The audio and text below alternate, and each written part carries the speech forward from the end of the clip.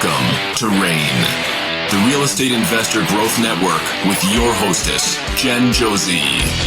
Join like-minded real estate investors and accelerate your business towards greatness.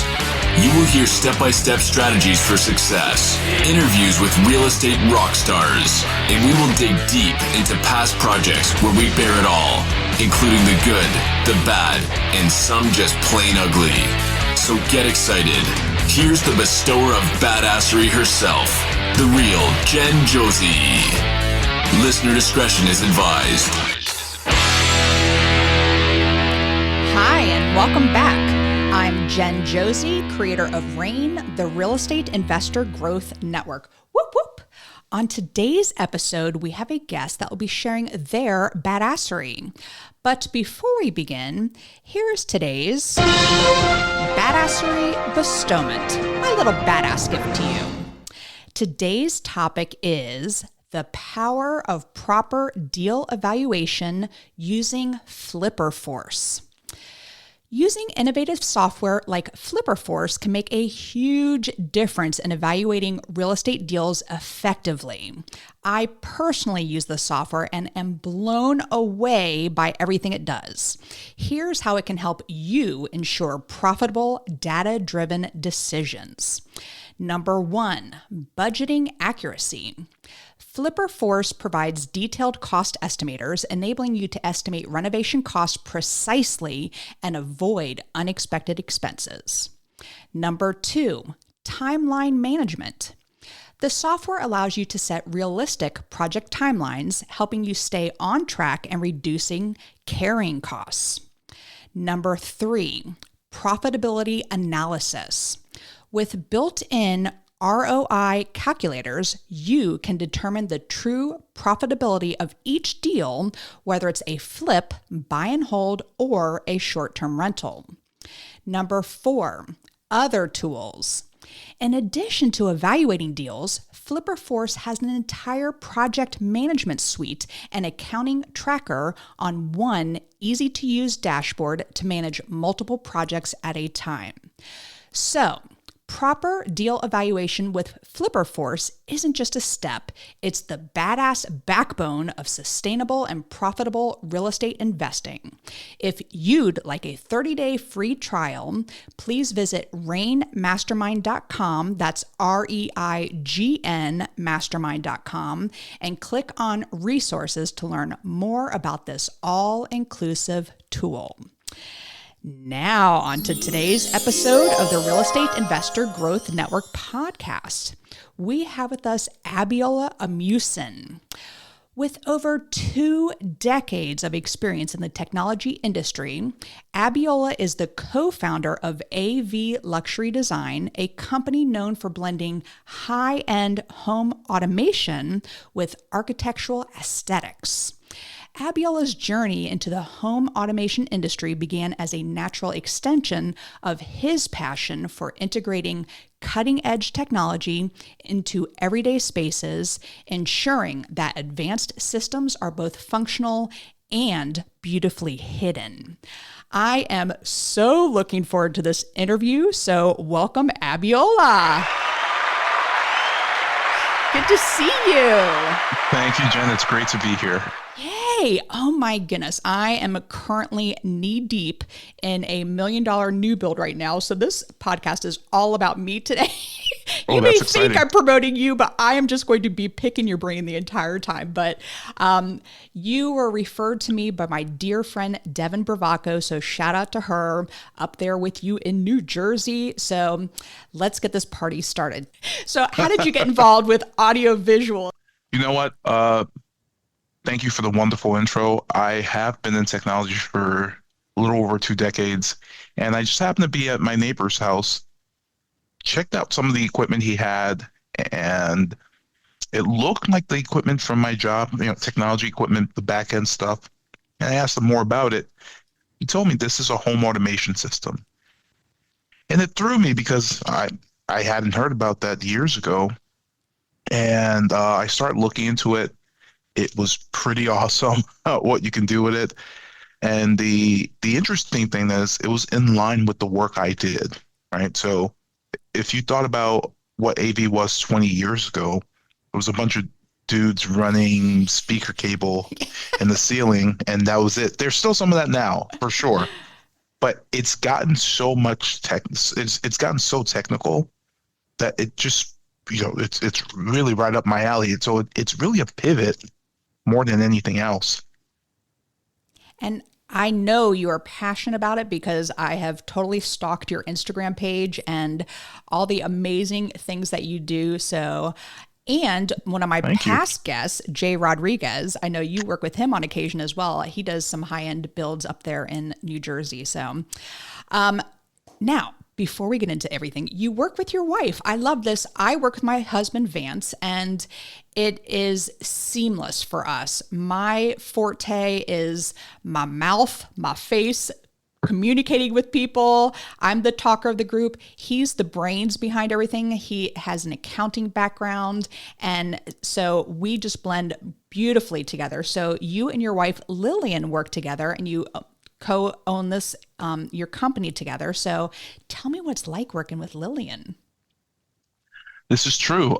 So similar to you, she's kind of the brains of the operation as well. I mean, similar to your husband. I'm sorry. She's kind of the brains of the operation as well. I do a lot of what she calls yapping. So I do a lot of that at the events when we're meeting with folks that we like to partner with. So, for example, interior designers, architects, and contractors. So I'm doing a lot of talking about the technical aspect of what we do and the finished product. And she's more on the back end, on the operation side of things. And so her background is in client relationship management. So she does in customer success. So she does a lot of the back end stuff, a lot of the project management work as well. So it kind of works. So she does a lot of the back end, I do a lot of the front end, and it's just, we complement each other. And you have two beautiful babies now. Allison and Everett. Aww. And they're twins. Yeah, they are, as far as we know, they are twins. And 10 months soon to be 11. Oh my goodness. And they are adorable. So many of my listeners are newer flippers and they are listening to this podcast, driving to their 9 to 5, hoping to get out of it someday. And I just think adding AV, adding this new tech integration into your flips, into your new builds, into even your Airbnbs, your short-term rentals. It's so important and you really need to get with the times. So we're going to start small. What are some low-cost tech integrations that even the newest flipper who has a very tight budget, what can they integrate into the house that will give them some really high returns? That's a great question. I think thinking about it, especially on a budget, I think lighting control plays a big part of it, right? Lighting control, being able to kind of layer the lighting in the space so that it kind of pops a bit more. So from general lighting to accent lighting to task lighting, so under cabinet lights, maybe toe kicks, right? It's not a big lift, and it does make the place it differentiates this place, the space, and it makes it pop. And I feel like if we were to bet, you would think I would talk about audio, put speakers, but no, it's what people see, it's how they feel when they walk into a space. So if you said what was the first thing I would do, lighting would be top of mind. And even just dimmers makes a huge difference. And it's so inexpensive just to tack that on into, your regular budget that you're doing. It really does not make that much of a difference price-wise, but a huge wow factor for that person coming in who's possibly trying to buy that house. So excellent. And I also want to throw out this, maybe not what you do, but just smart locks. Sure. For short-term rentals, for example, if you don't have a smart lock on that door, I have not carried a key. I personally, I drive a Tesla. My phone is my key. I don't have keys. And when I go and stay at a short-term rental and they have a key for the lock, I'm like, what? Where do I even put this? So, just starting simple things like that. It's a little bit more money. I do them from the start. I try to get with the flat panel. Sometimes the ones with the raised numbers when my painters or my drywall guys are going in there and they get like gunk in there, but I do them from the beginning because then I can control who's going in and out of the property. So anyway, I totally went on a left turn there, but now let's get into the sexy stuff. So what is home automation? I know your neighbor was introducing it to you, but what are some examples of just overall home automation? That's a great question. So to understand that, you have to understand what smart home is, and there's two types. There's the DIY smart home, and there's the home automation, like I'm intelligent DIY. home. Hi, nice to meet you. And DIY has its there's a place for DIY for sure. And the great thing about home automation is it brings all the different systems together. So if someone's like Alexa, I'm Google, but I know all my Apple friends, they stick with Alexa. So everything would integrate together? Kind of, yes, essentially. And that's on the DIY front. And when you can have everything integrate. So for example, maybe you can control the lights and the music together, right, through Alexa or Google. And then we find that some folks want to go deeper, right? So they want less apps. They want total interconnectivity. So, for example, a true home automation is a home that you walk into, like you said. You said that you made I think a left turn, but you made the left turn into the right thing, because smart locks are definitely part of it. So you walk in, smart lock unlocks the door. The lights turn on, the shades open, the TV turns on, the music starts playing. So this is in a sense where everything about the home knows about it. They know about each other, and then they kind of they work in concert. So that's a true home automation system, and you're only using one single pane of control. So you're not using an app for Ring, an app for Yale, an app for, I don't know, Philips Hue. So that's the difference, right? So it takes all these disparate systems and makes them work together in concert with each other. So one of my concerns building this property is knowing because I feel like technology is very personal. And again, I'm on the DIY side. So I have never hired someone like you to go into a house and do everything the right way. And so it's all integrated. But how do I know what I should do, what I shouldn't do? Where do I put, if you have Ethernet cord jacks, like how do I know where they're going to put their office? How do I know these type of things? And, or maybe that's even beyond it. Maybe you don't even use Ethernet anymore. I don't know. So I just feel like it's very personal, and I have a hard time making that decision for people. So set me straight, Abiola, on what you would go in and do and make any home buyer just excited. And I'll give a shout out to Jay Rodriguez here. He said, people sometimes don't know what they really want in these higher end homes. So I'm assuming that you have your systems, you go in. So tell me what you would be doing where it would make it easy for any homeowner to just move in and be happy. That's a great question. When someone brings me in, all right, there are a couple of folks that bring me in. It's sometimes the builder, the architect, the interior designer. But for the purpose of this conversation, I'll talk about when an investor brings me in, right? Because when an investor brings me in, they're more looking at the bottom line, right? So they want to make sure whatever they invest in the home, they want to make sure they're going to get that back, rightfully so, right? When a homeowner does it, it's an emotional thing. They want the experience, right? They're not thinking about the ROI.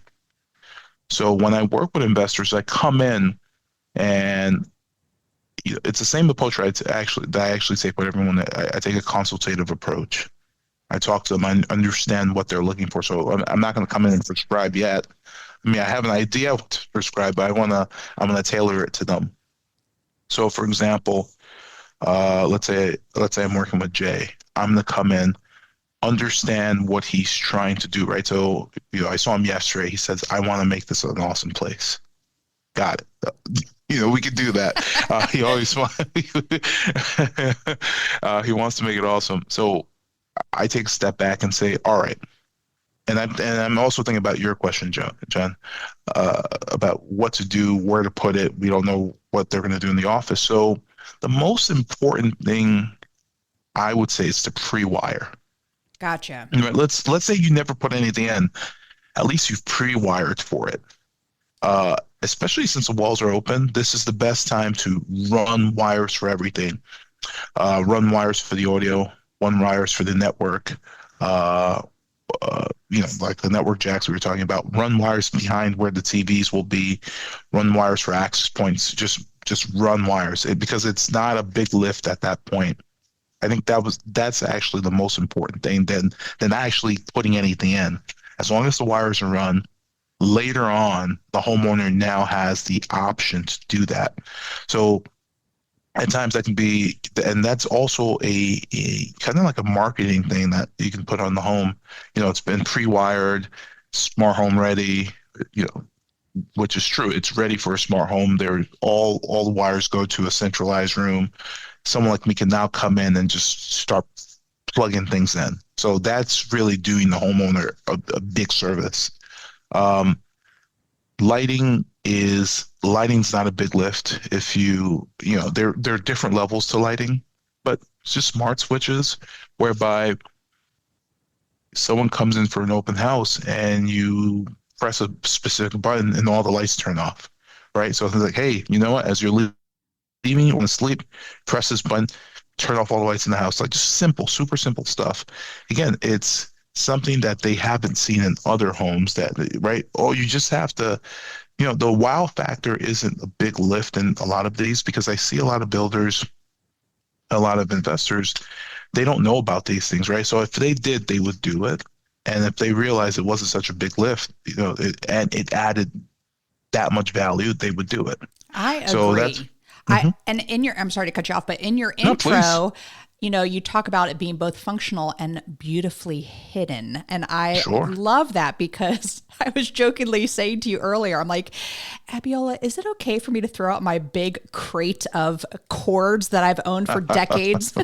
Like I may need this phone charger from, two decades ago. Anyway, so I like that. And I can think of a specific example. So we have in our primary suite, my electrician, who is very advanced, we have a new guy now. He did that. He just threw in the extra wires and he said, "We're going to put these here because I bet you they're going to want sconces next to their bed, but we don't know if they're going to have a king size bed or a queen size bed." So, he has them hidden in the walls to let the homeowner know if you want to add sconces right next to your bed, they are there ready to go. Same thing with the lighting in the bathroom. I know. And lighting is huge, and I do want to spend a little time on it. For sure. Like in bathrooms, they have the lighted mirrors. I actually hate those. I have one in my bathroom, and it does not light up as much as I thought it would, like the actual light in the mirror. But now they have mirrors that have the lighting behind, and those are definitely working a lot better. But for a long time, it was always the vanity lights over the mirrors. Now that then they were going on the sides, and now it can go either way because Devin is my go-to designer friend, and I'm like, Devin, she's great. Where do I put the lights for this? So just having it wired in there, ready to go, is so great. And investors, do this if you are doing new builds, if you are doing a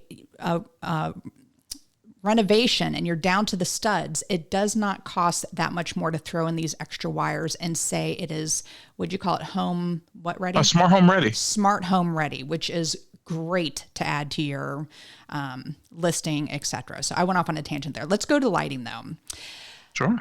What is the sexiest lighting you have ever done in a project? I'm big about lighting. I have a little theater background and I know how Mm, important it is. So tell me some sexy lighting techniques.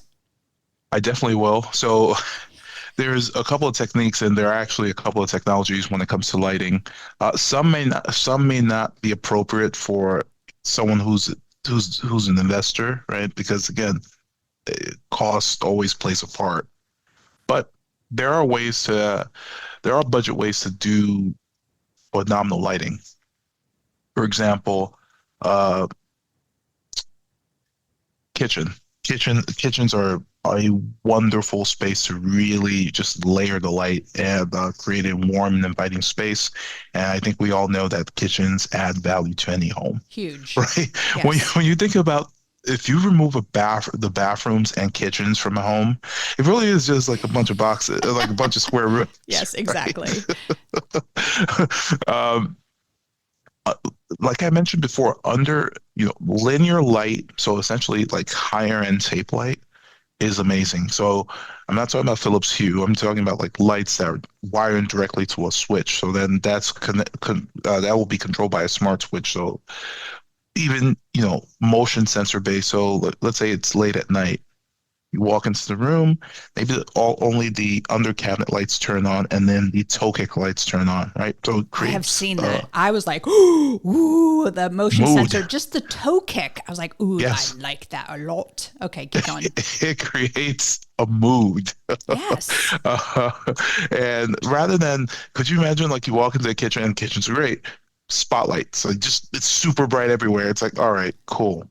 Versus creating just a mood and a feeling where it's like uh it's done by time. So let's say it gets later at night, it's 11 p.m.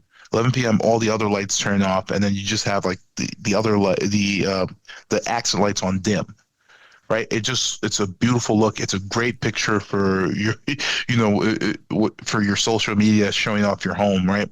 It's just way different. So I think about general lighting, task lighting, so lights over like under cabinet, and ambient lights, cove lighting, all those types of lighting, and then you put them all together, all three. It just creates a beautiful picture. Um, there's also human centric lighting. So that's called circadian rhythm lighting. I don't know if you've seen lights. Some lights are super yellow, like it's done by Kelvin. So 2700 Kelvin to kind of 6000 Kelvin. So more yellow to more white. So the way this works is during the day, early in the morning, it's more yellow. Midday, it's like more white, and then later in the day, it's more yellow. So it kind of mimics what you're seeing outside. So it brings the outside inside, and it primes your brain for creating melatonin. So it's time to sleep. It's a great way to, that's why it's called human centric lighting, health centric lighting, circadian rhythm lighting. They all have different names, but it kind of does the same thing. So when I am sneaking in the kitchen for my little midnight munchies, Oh, I don't need bright lights coming on. you do not. I You just do want not. those little toe kicks. Let me get in that fridge and get what I need and head Could you back. Yes. could you imagine? You walk into the kitchen, you want to grab your snack, just the toe kicks come on to light your way. So, so cool. Now, how about stair lighting? Because we just had a parade of homes in Raleigh, and Mm, I was like, oh my goodness, all of them had really cool stair lighting. So what are mm. some stair lighting techniques? Ooh, so great. That's a great question. There are a couple. So there's one we actually wow. Now that I thought about it, we've actually done a ton. So there are some lights where you put in the center of the tread that kind of points down and Right? kind of guides your way out. That's one. There's another light where it integrates into the wall and then you mud around it, so it's just like there. And then we call them wayfinding lights. You can put it along the stairs so that, let's say you have a you stair, you put maybe 3 to 4 to light the way up, right? So you don't put it like right by every tread, but it's just you just look at it, and it just makes a path. So those are great. If you have the stairs where Now, I am not a designer. I'm not sure what they're called, where you can see under the tread. It's just like one long beam and then the stairs sit on top of it. I don't know what that's called, but then we light under it, right? So you can light under it so that it creates like a more of a floating effect. The thing about stair or lighting and stairs and all that stuff is there's no right or wrong way to do it. It's like painting, right? So everyone has their own style, and at the end of the day, it's whatever works for the client, whatever looks beautiful. So again, that's stairs are a great thing to accentuate. I agree. And now I want to move outside because this is an opportunity that is missed by many people I know flipping houses or doing new builds. They forget about landscape lighting. So I am the landscape DIY person myself, and we use the low voltage. I'm just for Halloween, I did ones that look like torches. I swapped them all out. So when you walked out our driveway or our walkway, they look like little tiki lights. So Spooky. yes.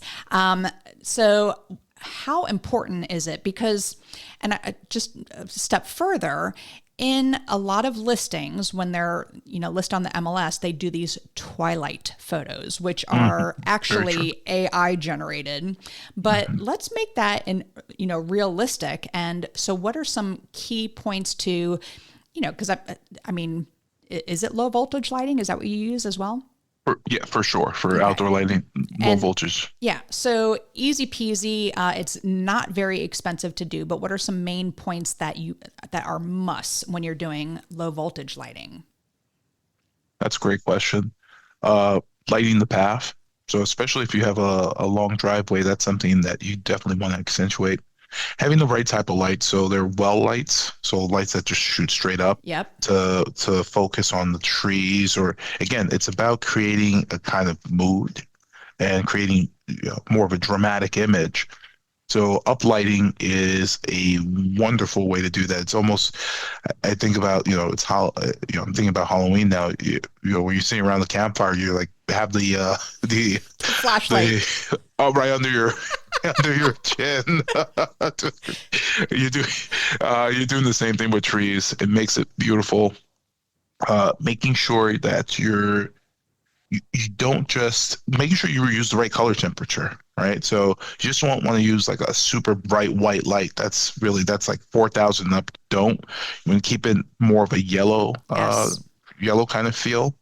So and then you want to layer it. So maybe the house is more of a 3,200 Kelvin to 35, and then the trees are a bit brighter. So like close to 4,000. So that again, you don't want everything to be washed out like you took a flash, right? You want to create depth with your lighting. I would say that light the stairs, really anything that you could accentuate. So if your house has pillars, put maybe tight beam lights on the pillars, so it's maybe 40 degrees, I believe, to again accentuate the pillars. It's great at night. It makes your house look awesome. Folks are driving around at night, they're gonna be like, "What's that house?" Right? Yes. So anything, it's called peacocking. Right? What? Peacocking? No, I made that up. But when peacocks, when they open up all their feathers, Yes. it's peacock the house. I get exactly what you're saying. And I can remember when we were doing this house, we renovated this property. It's a historic home, but we have this gorgeous tree on the other side of our driveway. And before they even laid, the concrete for our driveway, I ran my cords underneath because I knew I was going to be uplighting that tree. And I got my PVC pipe and I've fed it through, and I did it because I'm like, anyway, we really focused a lot on lights here, but that's how important it is. Believe it or not, lighting has the ability to change mood. Agreed, 1,000%. But you also have other services that your company provides, and you do automated shades. I'm like, what? So a lot of on your website, for example, just doing a little video of your property that you're getting ready to sell, and if the shades go up and down. Now, me personally, I don't do shades in a house that I am going to be selling to the For sure. masses. It's more of a personal one, what colors they want, etc. But that is another feature. You talk about whole home Wi-Fi. So Sure.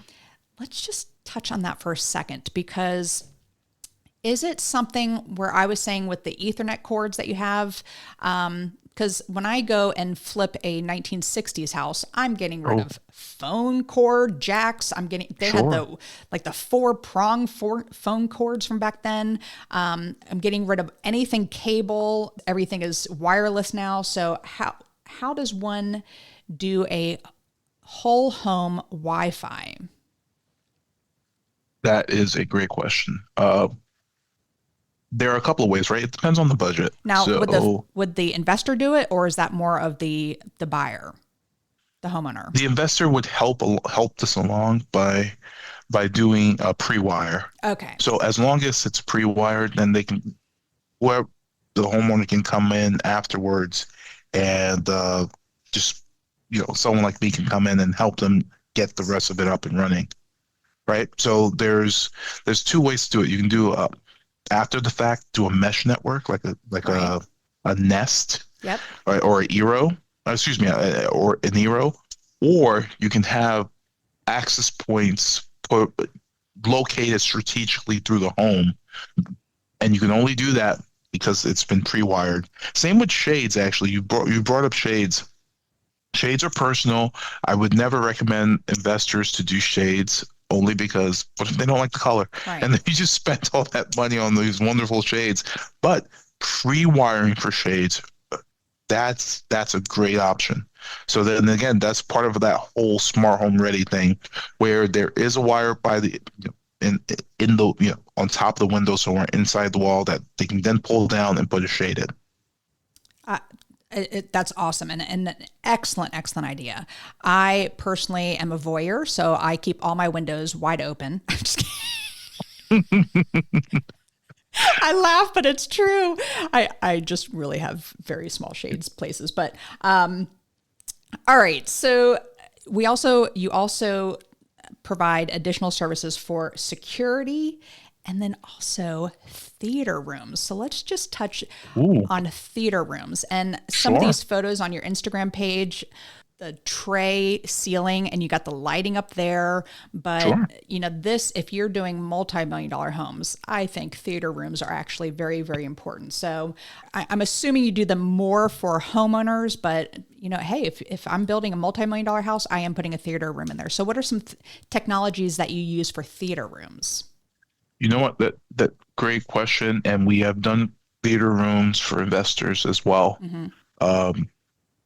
Part of it, you know what? Part of it is really, again, it's super simple, that pre-wire thing. So we can have the theater room pre-wired and give the investor the option of putting in the speakers, putting in the projector, putting everything in. Or we can have it set up so that the homeowner can come in and say, all right, well, I want this type of screen and I want these types of speakers, right? So because with everything, there are levels to it.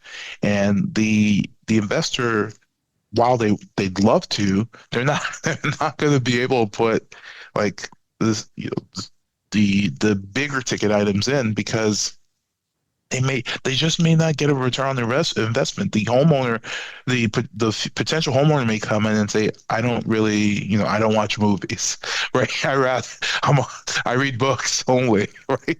So if you just put all that in, then they don't really value that. So right.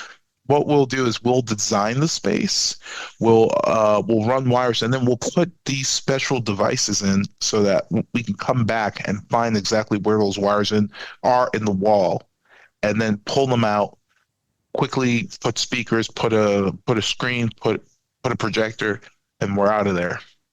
Very cool. And you also talk about hiding technology. And the one that is blatantly obvious to me is speakers. And sure. Sound, I'm a former music teacher, also in theater as well. Sound is so important, and it is constantly changing too. But how do you hide speakers? That's a great question. So we hide them in a couple of We can hide them in a couple of ways. Um, we invisible speakers are a thing that people make. They look like panels of drywall. So you kind of you drill them in like on the end, like you would drill drywall in, but you would you don't want the torque super high. You don't want to break it. Drill in, mud around it, and you can paint. You can paint over it. You can wallpaper over it. You can do whatever you want to it Oh my goodness. within reason. And you can stare at the ceiling and not see anything, and you just hear music playing. That blows my mind because I can remember, It's like, remember in the 70s, they had that big brown box by the door and it was a panel and you could, talk to certain rooms in the house. And those are the intercom. the intercom. Thank you. Those are other things that I'm like, oh gosh, we got to pull that out of the wall and I got to pay for Oh, new drywall for that stuff too. But for sure. this is amazing to me. I want to finish up this first part of the podcast here with, gosh, I'm thinking of two more questions now, but this is huge. What technology do you think is going to be gone in 2 years? Dun, dun, dun. Let's hear it. Come on.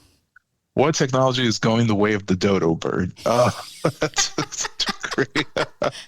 You know, I follow the dodo on social media. Okay, sorry, keep going. Me too. I love the dodo. It's like a newspaper. All right, so let me see here. You know what's interesting? That's a wonderful way to look at it because I'm always asked what's coming. I've never asked. No one's ever asked me what's leaving, and that's always something to think about. Wow, what's leaving? Like I think in your kitchen, we will sometimes put USB ports because if I'm cooking, I want to charge my sure. phone or something. So I put extra USB ports, but now they're USB-Cs, so it's not even in the few years since we started putting them in. But anyway, that's just an example. You know what? That's actually a good example because everything is now standardizing on USB-C, right? Yes. So even the most stubborn company, Apple, Yeah. that they don't like to conform, and they have a USB-C as well. So everything is actually, and the cool thing about USB-C is it can also do video. So like you can plug in a USB-C monitor and you're getting it. You can use it to charge a computer. Anyway, but that's not what you asked me. What is going the way of the dodo? Wow. Oh gosh. I would. You know what? Large. This is going to be controversial. I'm sure people in my field are going to write me about this. But larger speakers that are in the ceiling, right? People, these giant UFO disc in the ceiling. I mean, really, it's while I understand why it needs to be that size, there are better ways to doing it. So, we're seeing 4-inch speakers now, so minimal opening speakers or invisible. The minimal opening work really well. 4 inches matches the 4-inch lighting fixture. It's just more uniform. It's more eye pleasing. I think. Things are getting more design centric in the general living spaces. Obviously, in theaters, in rec rooms, man caves, she sheds, all these places, you're gonna get those disc like UFOs speakers, but in spaces that are meant to be gathering spaces that are beautiful, I think bigger speakers are gonna go away. Excellent one. And I do have one more quick question. So Please. What about tech for HVAC? Because we didn't even talk about these smart thermostats, things like that. Is the thermostat now controlled in the whole home automation? I'm assuming it is. So what are 1000%. technologies with the HVAC systems? Yeah, you know what? HVAC, the business of cooling and heating homes are still the same, but the way we're interfacing with them is it's interesting. I've Not much is going to change there, but the beauty of it is you're going to be able to put that kind of in the scene to orchestrate the home. So, for example, if you're going to watch a movie, you can, and then the theaters, there's an HVAC system in the theaters. You can kind of shut down the zone or like taper it down because, when maybe you press the Netflix button. It's that simple. You press the Netflix button, the room turns on, maybe the shades goes down, the lights go down, and then the HVAC system turns down a bit. So that's how it would work. So it would be part of a whole, essentially. So there's no real innovation that's happened there, but it's just the level of control is there. Well, thank you for touching on that. And for all the listeners out there, if you are in the New Jersey area, where specifically are you in New Jersey? So we do all of New Jersey, but we're mainly we're based out of Essex County. But we'll go down to the shore. We'll go to North Jersey. We will, Devin and I are working on a project in North Jersey now, and Jay is closer to me, so we travel. Gotcha. And New York. Oh, okay. Very nice. Yeah. And the name of your company is AV Luxury Design. And you can go to avluxurydesign.com. You can follow him on AV Luxury Design on Instagram. You have some great content out there. And thank you. I do have one more question. Ask away. As many as you want. I told you this is all about me because as I'm looking at your Instagram, it reminded me to ask this. Sure. Fireplaces. So sure.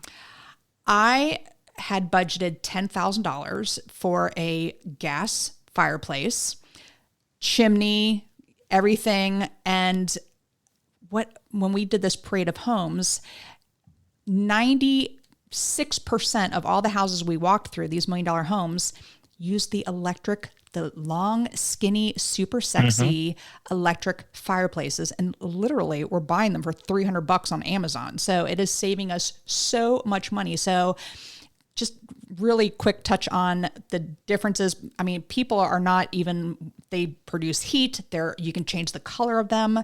I just think they're so much more fun. I'm sure it can be added into when you hit that Netflix button. Ooh, some blue flames come, or red, because red would be the color of Netflix. Some red flames pop up. And so are you seeing more and more of that? Or, because I'm a traditional girl, I would want an actual fireplace, whether it be gas, just so I can turn it on or whatever. But I was shocked at how much money I'm actually saving by doing these electric fireplaces.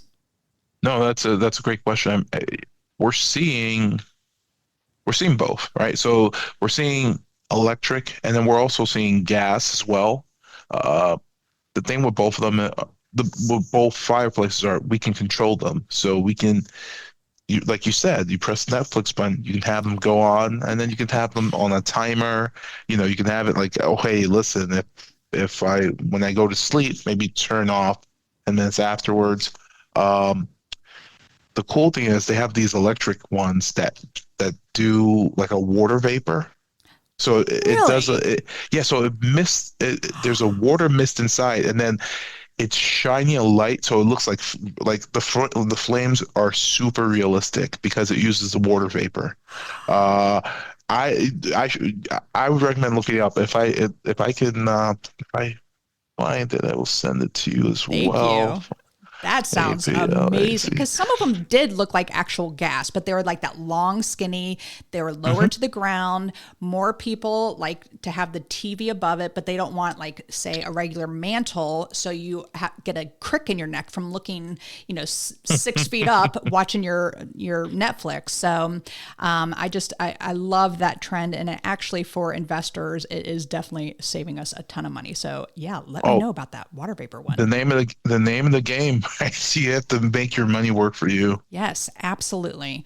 Well, Abiola, thank you for sharing all this. I did tell you it was going to be all about me. So we are going to move into the My pleasure. Next part of the podcast, which is what makes Abiola a badass. And I use the acronym BADASS, and the first letter is B for book. What is a book that's made a huge difference in your life? Book that, man. The latest Spider-Man book. I'm just kidding. I love it. No, you know what? There were two books really, but The Road Less Traveled was a great book. It really is that Robert Frost? Wait, he did a poem. Yes. Okay, Robert. Okay. It was Dr. Gosh, I'm sorry, I don't remember the name of the author. The the altar anymore. I will remember it, I'm sure, in a second. Yes. But it really, you know, it really helps you understand where folks are coming from. An old boss gave it to me years ago, and I'm not a big reader. I really hate, I just not like I'm an IT guy, but I read that book and I said, wow, I understand people now. Is it M. Scott Peck? Yes. Okay, gotcha. I Googled it really quick. Oh, okay. But it gives you beat me to perspective it. on people. Sorry, keep going. It does. I understand folks a lot better, and you're able to empathize because some folk you understand why people are the way they are. I love it. I, and that's really big in real estate because, like I said, I don't want to pick things for a homeowner coming in, but as our friend Jay said, they sometimes need to be introduced to certain things. So having, Sure. Exactly. So, all right. The first A in badass is for advice. You've given me excellent advice today, but what is the best piece of advice you've ever received? So I actually didn't receive this from a person, but this was something that someone had in their office years ago. It was on a poster. I don't know if you ever saw those posters with like the cat, like the hang in there cat and all those. Yes. Uh, but I think it was similar vein. It was always assume positive intent, I like right? that. Yeah, you go into things more with more positive energy, right? Sometimes, obviously, it's not always going to be positive intent, but when you assume that, when you look for the good, you're 9 times out of 10, it's going to lean that way. And then I was very excited for this one. And clearly it's been very positive. So for this Oh, interview. good. So thank you. All right. My pleasure. The D in badass is for drive. What drives you to be successful? I that's a tough one because I feel like it feels almost automatic to do a lot of things I'm doing, right? Like if maybe you have to get up early, do something like for the business. It just feels like you just have to do it. And I sometimes stop and realize I'm like, well, no, you don't have to. You're doing it for a reason. And I think it's really to create value for myself and to create value for others, including Everett and Allison, who I call my associates. Jokingly, so my kids, right? So I'm going to definitely create value for them. So that yeah, that's why I do it. Well, you have definitely provided a ton of value to the listeners, especially me today. So thank you for that. All right. The second A in badass is for aspiration. I'm a big goal setter. So what is a goal Sure. you are currently working on? Growth, really well, more importantly, sustainable growth, where we're able to maintain the same quality of service, right? So I think about a restaurant where, let's say, 100 people show up today, where they're used to getting 10 people.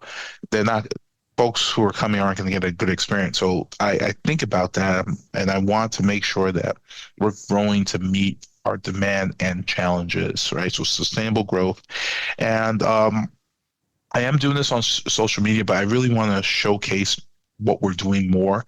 So what that means is, getting higher quality content, retaining a videographer coming in, talking and educating folks about what we're doing.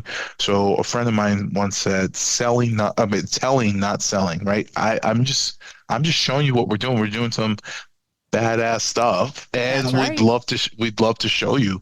And hopefully from there, people are interested. I I agree 1,000% with that. And a lot of that also has to do with creating a very solid foundation. I mean, even when you are putting AV Yes. equipment in, you've got to have that super solid foundation. Same thing with your Yes. business. And, like this podcast, for example, this is the 5th season of the podcast. And, I have just been consistent from day one, and now it's starting to pay off. I'm getting more listeners, etc. So it is that strong foundation for that growth. So I agree 1,000%. All right, I know this next one is going to be right up your alley. So the first S in badass is for systems. What systems do you have in place to help you achieve success? That's a great question. And I want to congratulate you on 5 seasons or Thank you. years because, there's a statistic that shows that most podcasts never make it to 20, That's 20 correct. shows. Yep. You are my So episode 226 this episode. just 226. Just 226.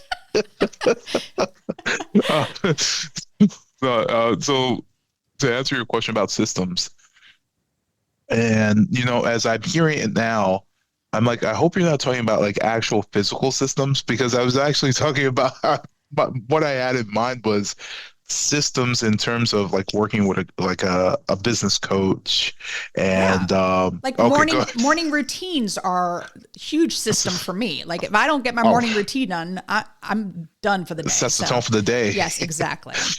Working with a business coach, right? Because I find often that, you know, after getting off with the coach, I'm like, I, I say to myself, you know nothing, right? And I'm happy to know nothing because it means that I know what I don't know and I can work on it.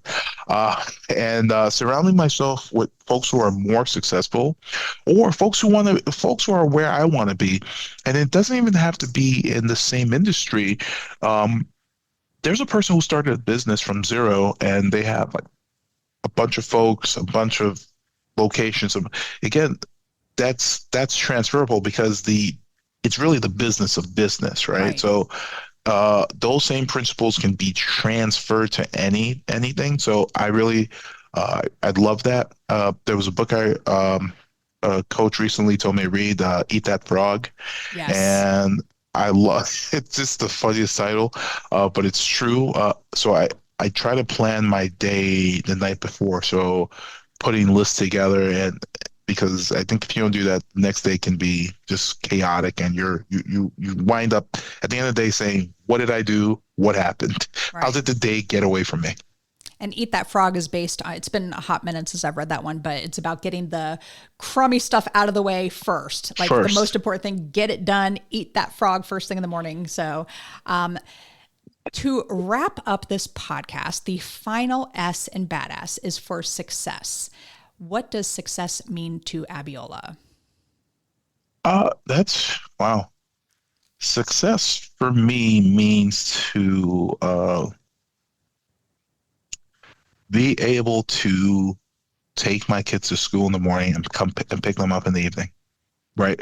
And to do that, I need to buy back my time. So really, like that's what success looks like. Being able to be there, being able to say, all right, well, go on a trip when I need to go on a trip. I'm not a big trip taker. I should, maybe that will. That's what success is going to look like. But yes, being able to have the time to do what matters. That's what it means for me. Well, I appreciate you giving your time today to share your expertise. I know this is so valuable for the listeners. We don't get experts like you on here with audiovisual Pleasure. stuff. And there is an investment in to help increase your return on investment for your projects and new builds. And it has been an absolute pleasure having you on the show. And one more time, it is AV Luxury Design. If the listeners wanted to reach out to you, what's the best way for them to contact you?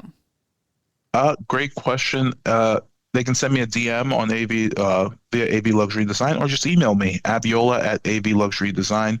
One thing I will say is I am happy wherever any of your listeners are.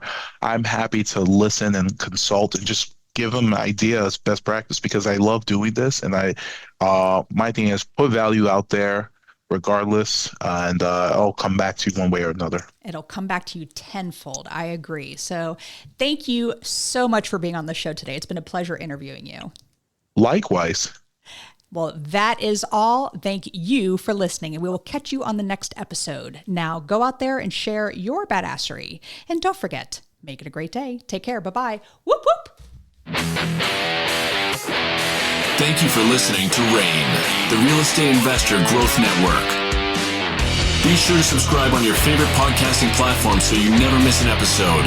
If you need more badassery, you can follow Jen Josie by visiting therealjenjosie.com or become a member of RAIN by registering on rainmastermind.com.